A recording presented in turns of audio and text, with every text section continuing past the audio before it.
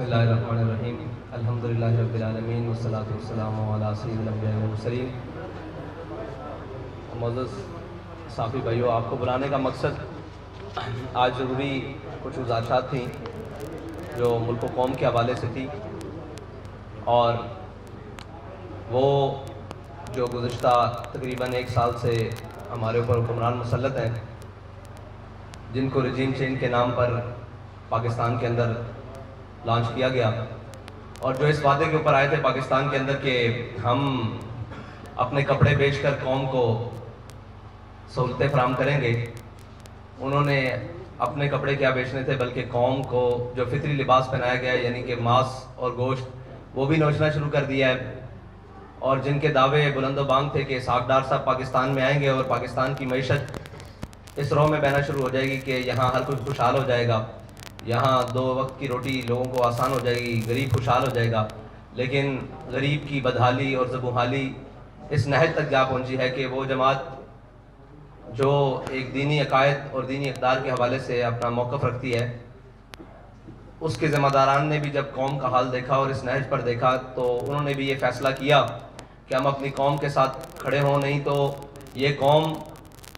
جس میں بہت سارا دم خم تھا اس کو بھوک سے مار دیا جائے گا، اور اگرچہ وہ جمہوریت کے نام پر مار دیا جائے اور اگرچہ وہ مفاہمت کے نام پر، لیکن ساری چیزیں قوم کو بالآخر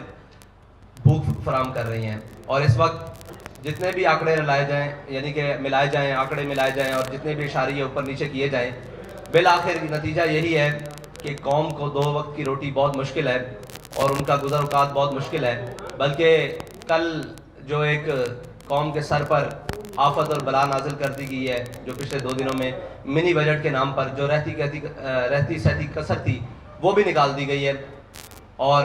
قوم جو آخری سانسیں لے رہی تھی بلکہ ان کی اب کفن بھی نوچنے والی بات ہے، اور اسحاق ڈار صاحب نے کہہ دیا ہے کہ اب جو مر گئے ہیں ان کے اوپر بھی یہ تو کفن اتارنے والی بات ہے۔ یعنی کفن چور حقیقت میں اگر کوئی آج کے دور میں دیکھے تو وہ ہمارے وزیر خزانہ صاحب ہیں، جنہوں نے اتنا عجیب بات کی ہے کہ مرے ہوں کو بھی سکون نہیں۔ پچھلے تو کہتے تھے کہ قبر میں سکون ہے، انہوں نے آ کر کہہ دیا کہ قبر میں بھی سکون نہیں ہے۔ اور یہ ان کی معاشی پالیسی ہیں کہ انہوں نے بجائے اپنے شاہی پروٹوکول اور اخراجات کم کرنے کے، بجائے کہ سرکاری اہلکاروں کی جناب مراعات کم کرنے کے، بجائے کہ اشرافیہ کے اوپر کوئی جناب بوجھ ڈالنے کے، انہوں نے آسان سا کام ڈھونڈا ہے کہ وہ بجلی، تیل اور گیس کی قیمتیں بڑھا کر قوم کا وہ بھی نچوڑ لیں جو باقی قطرے خون کے جسم میں باقی ہے۔ تو یہ بہت ساری طویل ایک داستان ہے، اس میں صرف آج کا نہیں، پاکستان کی عمر تقریباً 75 سال مکمل ہو چکی ہے، 76ویں سال میں داخل ہے اور وہ بھی کچھ ماہ تک مکمل ہونے والی ہے۔ 75.5 سال کا پاکستان جو ہے وہ آج 23ویں مرتبہ IMF کے دروازے پر پھر کھڑا ہے، اور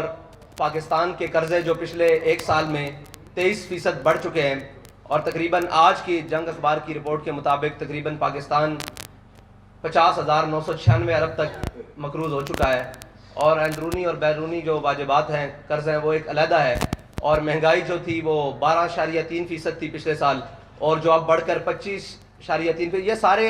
اشاریے ہیں جن کو ہم حکومت ملائے، اپوزیشن ملائے، کوئی بھی ملائے، اور دنیا کا سب سے بہترین اکانومسٹ بھی ملائے، لیکن آخر بات یہ ہے کہ پاکستان کا غریب، پاکستان کے متوسط طبقے اور سارے طبقے پاکستان کے اس وقت مہنگائی کی صورت میں الجھ چکے ہیں، اور بے یقینی کی صورتحال یہ ہے کہ اب پاکستان کی منڈیاں ہوں، پاکستان کے کاروبار ہوں، تجارتی مراکز ہوں،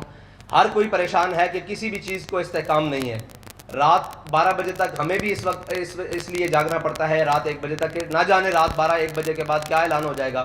اور اب تو IMF کی وہ ٹیمیں جو پاکستان کے نیوکلیئر پروگرام کی نظامت اور اس کی نگرانی کے لیے پاکستان کا دورہ کر رہی ہیں، یہ ایک بہت بڑی الارمنگ ہے۔ جو 2009 میں ایک خبر شائع ہوئی تھی کہ پاکستان کو معاشی طور پر اتنا مفلوج کر دو کہ یہ اس کو اپنا ایٹمی پروگرام بیک رول کرنا پڑے، بہت ساری اخبارات کی وہ کٹنگز موجود ہیں آج بھی، لیکن پاکستان کو بالآخر ان نااہل اور ان ناہنجار ذمہ داروں، حکمرانوں پے در پے، اور جن کو 30 سال تجربہ کار اور اہل ثابت کرنے کے لیے باہر سے بھی بلایا گیا، اور قوم کے جتنے پنجابی میں ایک بات کرے چھترے بکرے تھے ان سب کو ایک جگہ پر اکٹھا کر کے کہا گیا کہ یہ قوم کو جناب بڑا ریلیف دیں گے۔ ان تجربہ کاروں نے جو قوم کی آخری جناب کڑاکے نکالے ہیں، وہ اس وقت قوم چیخنے سے رہی، اور اس حد تک شکنجہ کس دیا گیا ہے کہ اب اگر کسی غریب احتجاج کی طرف سوچتا ہے تو وہ کہتا ہے کہ احتجاج تو کر لوں گا لیکن شام کو اپنے گھر میں کیا لے کر جاؤں گا. اس حد تک قوم کو نچوڑ دیا گیا ہے اور اس حد تک قوم کو لے جایا جا چکا ہے. اس پر ہم نے کہا تھا کہ آپ نے جتنا بھی مہنگائی کی ہے آپ رک جائیں, یہاں پر پیٹرول کی قیمتیں نہیں بڑھائیں, لیکن انہوں نے بضد ہو کر اور صاف ظاہر ہے اپنی عیاشیاں کم کرنے کی بجائے یہ بوجھ قوم پر ڈالنے کے لیے انہوں نے پیٹرول کی قیمت پھر بڑھائی ہے. اور اس میں ہمارا اعلان یہ ہے کہ ہم آپ کو پھر 72 گھنٹے کا الٹیمیٹم دے رہے ہیں اور ہمارا یہ آپ سے مطالبہ ہے فی الحال کہ آپ یہ پیٹرول کی دی ہوئی قیمتیں واپس لیں,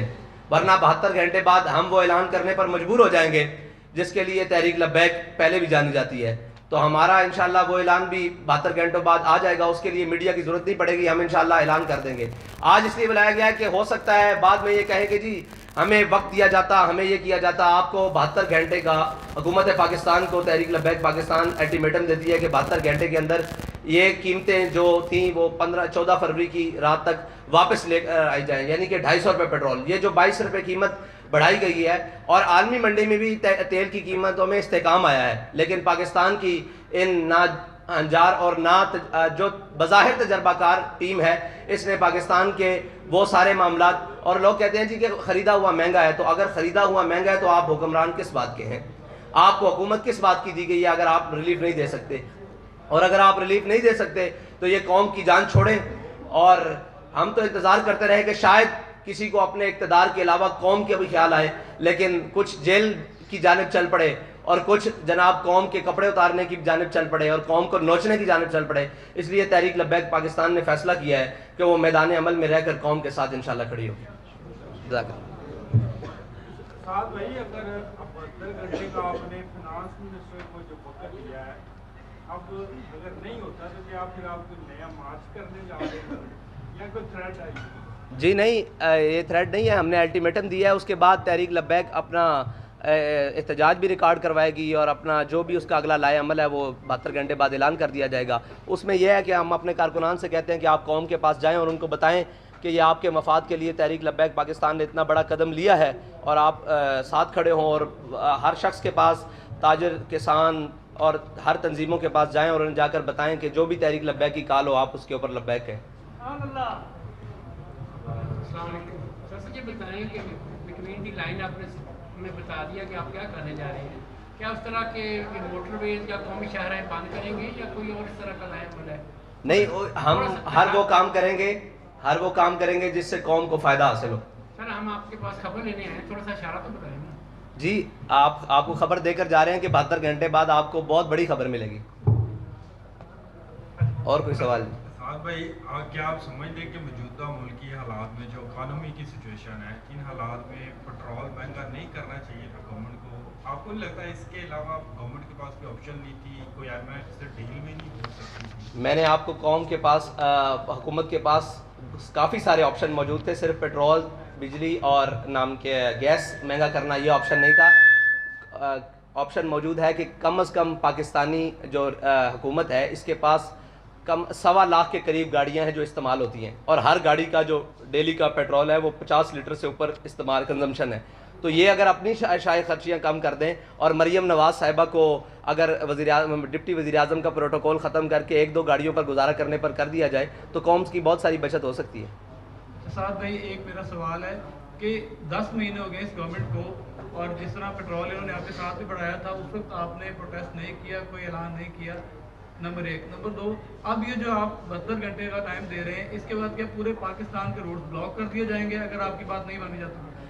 جو بھی ہوگا انشاءاللہ وہ آپ کے سامنے ہوگا اور قوم کے مفاد میں ہوگا, قوم کی مشکلات کے لیے نہیں ہوگا. اور جو پہلے اعلان نہیں کیا تو یہی بات ہے کہ اگر ہم پہلے اعلان کرتے تو آپ کہتے کہ جی گورنمنٹ کو دیکھنے نہیں دیا گیا, ان کو چلنے نہیں دیا گیا, ان کو ہم نے پورا موقع دیا اور پوری قوم نے موقع دیا کہ شاید یہ کچھ کر سکیں, لیکن انہوں نے کچھ بھی نہیں کیا. اور شاید یہ اپنے کپڑے بیچ دیں, شاید یہ اپنے اثاثے بیچ کر پاکستان کے خزانے میں جمع کروائیں, آدھے, پورے تو نہیں آدھے, لیکن انہوں نے کچھ بھی نہیں کیا بلکہ مزید قوم کا نقصان کیا. تو اس لیے ہم اعلان کرنے پر مجبور ہو گئے. میں بتا چکا ہوں کہ ہم آخری حد تک دیکھتے گئے کہ پاکستانی کی حالت کیا ہے. جب ہم نے دیکھا کہ اس کے پلوں سے پانی گزر چکا ہے تو اب ہمارا میدان میں آنا پڑتا ہے.